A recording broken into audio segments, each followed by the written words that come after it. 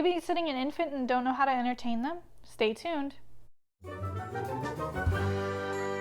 Hey sitters, welcome back to another video. It's Lydia, thanks for joining me. And in today's video, I'm going to talk about first, what's an infant, what age is considered infant, and then what can we do to entertain them. Kids from ages newborn to 12 months old is considered an infant, but everybody knows that a 2-month-old cannot do the same thing as a 12-month-old, right? So the way we are going to entertain them are a bit different. Developmentally, they are different. Like emotional, mental, physical, they're very different. So today's video, I'm going to give you a list of things that I do to entertain children that age, or infants, but I'm going to stick around the ages 5 months to 7 months. It's very middle down the road. So you can kind of get an idea of what to do, and then you can change it based on the age. My biggest thing on my list of things to do with infants is to get goofy. Get them giggling, laughing, smiling. Who doesn't love a good belly laugh from a baby? So to do this, I either play peekaboo, I make faces and fun expressions on my face. Some of my kids actually make those expressions right back to me. So if I'm blinking my eyes really quickly, or if I am sticking out my tongue, some of the kids like to stick out their tongue, making funny, goofy noises that they try to copy back, or cooing, just trying to get them to laugh, smile, copy me in any way, shape, or form. Now, that can also mean, like I said, making not loud noises, making noises that are not loud. They shouldn't be loud. You shouldn't be scaring the children. You should be making them laugh. And right along with that, if I am making like raspberries, like the brrr, make sure you're not spitting on the child as well. Either take a step back and do it, or don't make that sound at all. But just making noises in general. And then also, if they are a bit older, you can have them follow the noise. So if they're laying on their back and they're looking straight up, to go to the side of them and start making a noise so that they start following the sound, and it'll help them develop those skills. So that's my first thing, is getting them to laugh, giggle, smile, copy me. So the next thing on my list is dancing, and this looks different for every age in the infant stage. So for the 5-month-old, I will get down on the ground, play some music, and I will have them dance. So moving their hands or their feet, having them clap, or putting their feet in a bicycle motion, or just getting them to move to the music. And they start to smile and giggle and laugh as well.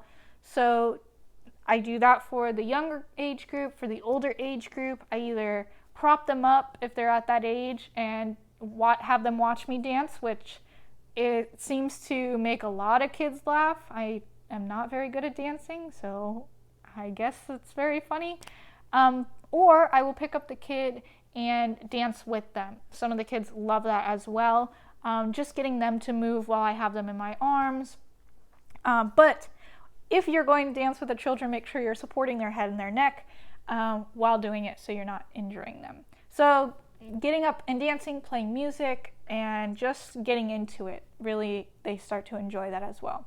The next thing on my list is getting outside. So no matter what age a child is, they should be getting outside and enjoying the air, the fresh air, going for walks and stuff. So of course, if they're younger, I put them in the stroller and we go for a walk. As they get older, sometimes I'll lay a blanket out in the shade in the front yard, and we'll sit out and just enjoy the environment. At that older age, so 9, 10, 11 months old, if they've got a water table, we play in the water table. Just getting outside, enjoying the fresh air, and getting out of the house. So for some of the kids, I like to also do toy rescues and sensory bins. A toy rescue, you basically tape a plastic toy to the ground, and then they have to pull the animal out from under it, or pull the animal and then the tape off of it, so they're rescuing the animal. And then also sensory bins, either I ask the families if they have sensory bins around the house that we could use that are already prepared for us, or I ask to make a sensory bin ahead of time. Maybe I'll do a video on what sensory bins are and how to make them, or something along those lines. Let me know down in the comment section below if you'd like to see a video like that. So toy rescue and sensory bins. So another thing that I like to do with the kids is read to them. It does not matter their age. It is very developmentally good for children to listen to books being read to them. So I will get out any children's book, and I typically choose one that I enjoy because I'm the one reading it and understanding the story. But I will read to the kids as well.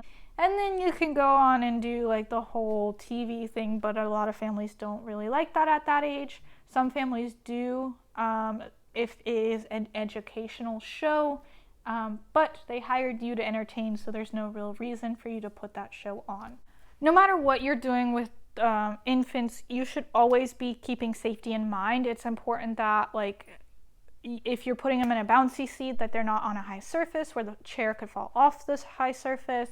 If you're putting them in a swing, that you're keeping eyes on them. I just watched a video the other day.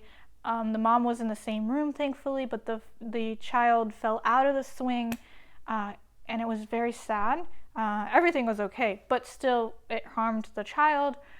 Just no matter what you're doing, please keep eyes on these infants because they are still wobbly. They're very wobbly. Alrighty, if you guys have any questions, please let me know down in the comment section below. Thank you so much for watching. I appreciate it, and I'll see you in the next video.